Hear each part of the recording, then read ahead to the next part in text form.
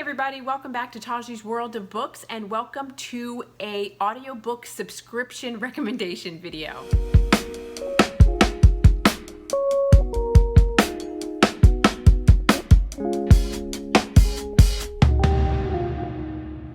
Hey you guys, so you can see I'm in a different setup. I'm in my office right now, and I thought what I would do this time is talk to you about the subscription audiobook services that I participate in and that I use, because I read a lot of books and I am also super busy, and so I want to make sure that I maximize my time.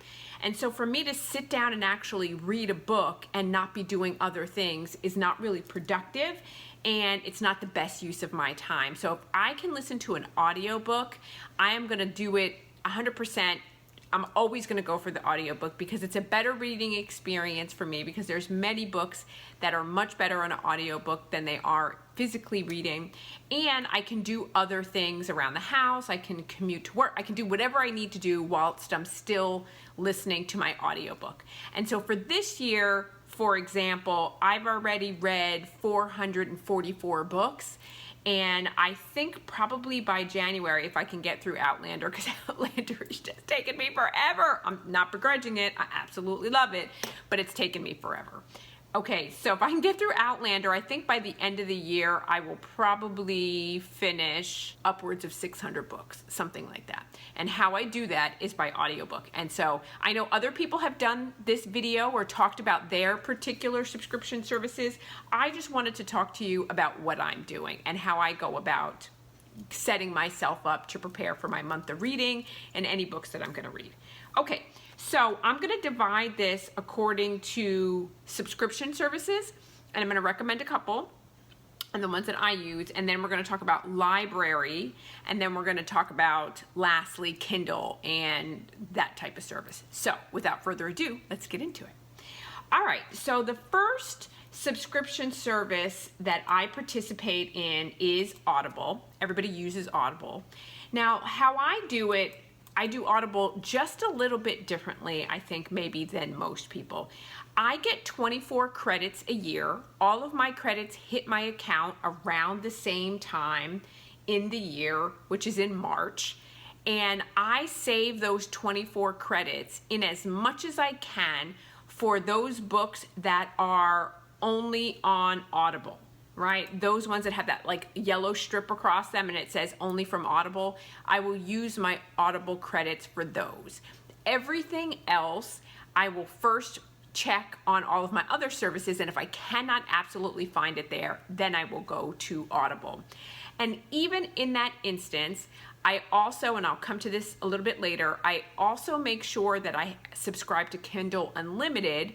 And I will, when I purchase a book or when I go to I prepare to read something, when I go on Amazon, I check to see that it's on Kindle Unlimited and that there's WhisperSync. And if there's WhisperSync, then I will go ahead and purchase, if I can't find it anyplace else.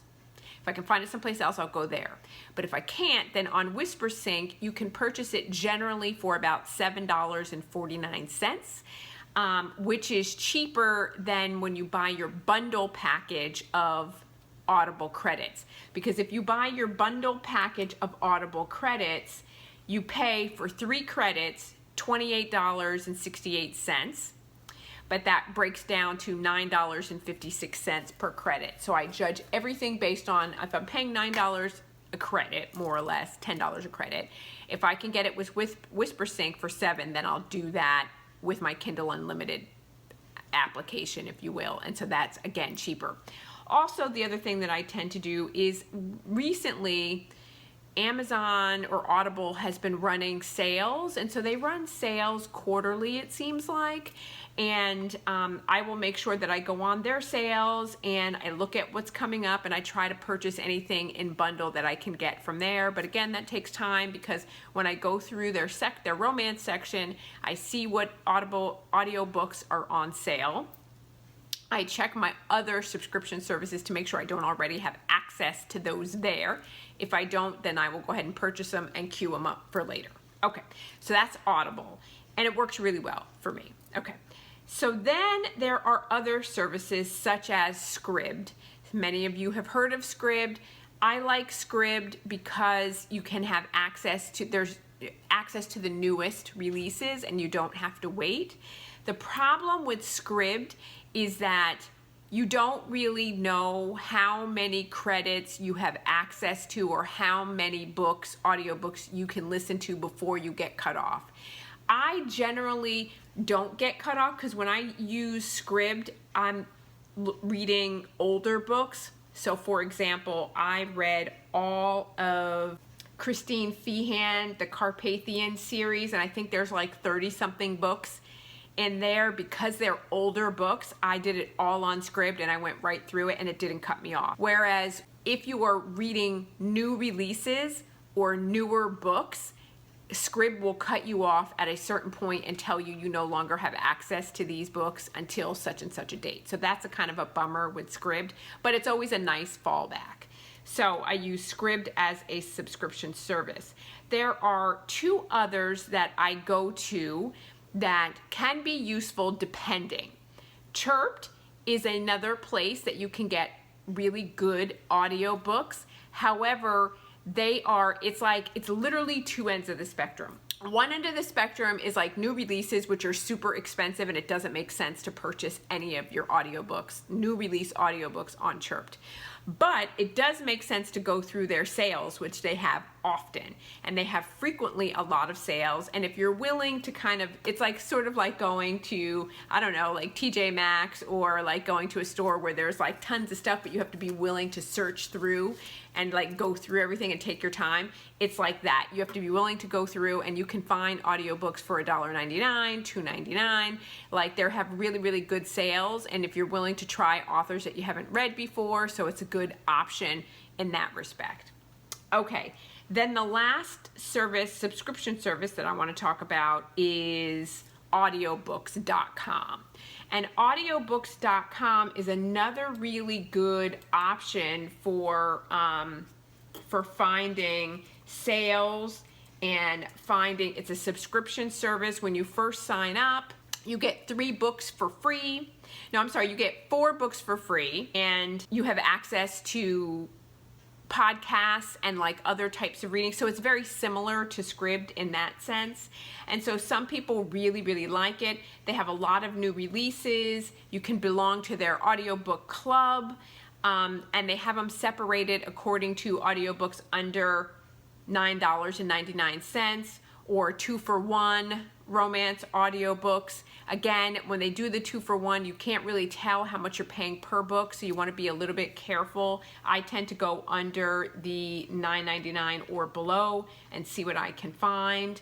So that's another sort of place that you can look towards getting some audiobooks that make things available. Now, the thing that's really strange is you really have to do your research, right? Because I have experienced situations in which an audiobook is not on Audible, and it makes it look like when you go on Amazon that there is no audiobook for that particular book, but I have researched and found it on Hoopla, for example. That happened to me with Twisted Cravings from Cora Riley. I didn't think there was an audiobook for it. I thought I was going to have Alexa have to read it to me. And then I just happened to go on Hoopla and I was like, there it was. So for whatever reason, it wasn't on Audible, but I found it on Hoopla. So you do have to search around. So that's why it's really good to plan your TBR out and make sure you plan in advance in terms of which services you're going to be using to listen to what books. Okay. So that's all I want to say about subscription services. So then we move on to library borrows. There are 2 main sources that I use for my library borrows, and that would be Libby and Hoopla. So now Libby I really like because I have 6 different library card memberships to local libraries in my area. And that means that I have access to many more titles and books, and it makes it easier for me to borrow things from the libraries. Each library has a different loaner period time, so it ranges, for example, from anywhere from 21 days to 14 days that I have access to a particular book. That is not a problem for me because when I start to read a series, I don't start searching for things until I'm ready to read them. and I read things right away. So usually if I get 14 days, I'm done with it in a day or two, so it's not a big deal. Where it does become a problem is if it's really popular releases and I haven't planned ahead, then there might be 14 weeks, 20 weeks, like something like, I think I'm waiting for Katie Roberts' Neon Gods. When I reserved it, it was like 20 weeks of a wait. So, and I'm fine with that. So I just put it on reserve, and I just know in the back of my mind, as it gets closer, then I'll prep up and get ready for that. So, but it's nice to have access to multiple library sources so that you can have access to more books, and I don't mind borrowing them and listening to them and returning them, and then at a later date when I'm ready to listen to them again, I borrow them again. Now, Hoopla is a little bit different. You're only able to, like with Libby, you can add multiple library cards. With Hoopla, you cannot do that. You can only add one library card to your Hoopla account, and it's sponsored by that particular library. And so with my particular library, I have the eligibility to borrow 15 titles in a month. I never hit that maximum. I'm okay with that. I like that. It works for me. And generally, if something is on hold or I'm like on back order, or I can't get it at a different library, when I go on Hoopla, for whatever reason, I can get it there and not on Libby. So I have to make sure that I check both, because sometimes I can get it on Hoopla and then I go on Libby, and for whatever reason, same library card, can't get it there, but it's on Hoopla. So that works. So it behooves you to be diligent in checking all of these sites, is in essence what I'm saying.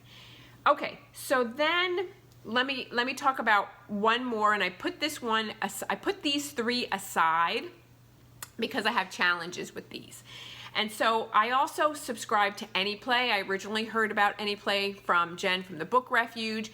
I have a subscription to Anyplay. My biggest complaint with Anyplay is that you only are able to play books at 1.75 playback speed, and I generally listen to books at 2.10, something like that, because I don't want to rush through it, but at the same time I need to speed up. And if I'm listening at 1.75, I'm like bored to tears. So if I'm in a pinch and I'm really desperate, then I'll go to Anyplay, but Anyplay does have access to a wide array of different types of titles, and usually multiple titles for a particular author. It's easy to search through, it's easy to use, it's definitely an option. The other thing that I happened upon, which is really strange and really random, is that you can find some, not all, but some audiobooks on Spotify. So it's worth the research to go in and take a look to see if that particular audiobook that you're looking for, if it's on Spotify. I have found several that I was like, that's interesting. Like, I think even in preparation for this video, like a lot of the Harry Potter books, for example, you can find on Spotify. So that's just an interesting tidbit. And Speechify, so many people like utilizing Speechify, right? So you download your book into Speechify and it'll read it to you in various types of accents. You can select whether it's like UK, whether it's Irish, whether it's American English, like, you have a lot of different options available to you. I am not very technologically savvy, and I just can't figure out how to make it work. So I just get frustrated with it, and it just doesn't work for me. Particularly because I can't, like, you would think that you would be able to upload a whole Kindle book in, or the PDF in there, and it just doesn't work for me. Now, maybe some other people have found a way to do that. I've looked at YouTube videos, I've looked at several options, and I struggle with it. So it just is not ideal for me to use Speechify, so that's one that I've sort of shied away from. And then I want to say Kindle Unlimited. I utilize Kindle Unlimited. I subscribe to Kindle Unlimited. I have no idea. I don't remember how much it is a month.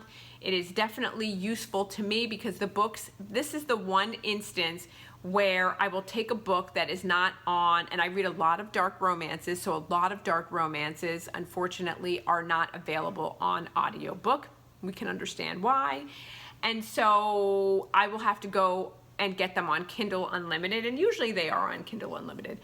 and then I will have Alexa and the Alexa app read the book to me.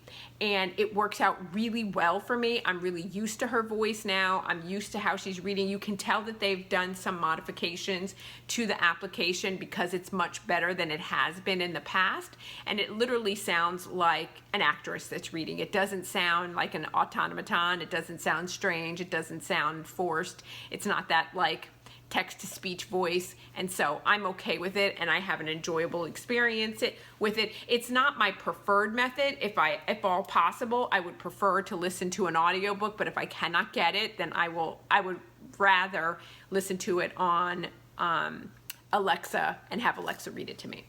And then my least preferred method is text-to-speech, and Charles from Books on Stereo walked me through how to set up the text-to-speech option.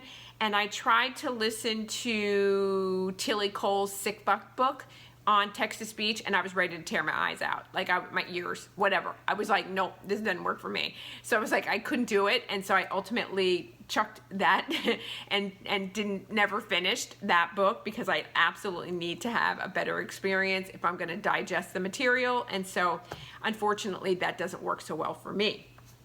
So, you guys, those are my go-to modes, and like I said, I've read 444 books so far this month, and all of them have been utilizing one of those resources: Sans, Spotify, Speechify, and text-to-speech. So without those, everything else I've done utilizing these methods, and it has worked really well, and I wanted to share it with you, and hopefully you'll find little tidbits or nuggets. Maybe you guys know about these already, maybe you don't, and if you have other things that you guys are using, please let me know. I'm always open to hearing more options so that I can have more things in my resource arsenal to help me to be able to digest more literary content, because I absolutely love it. So having said that, you guys, that is all that I have for today. Thank you so much for joining me. Hit the like bell because it helps me with the notification, or helps me with the YouTube algorithm, and hit the notification bell so you know when I upload new videos, which is Monday, Wednesday, and Friday. And I look forward to seeing you in my next video. Thanks, you guys.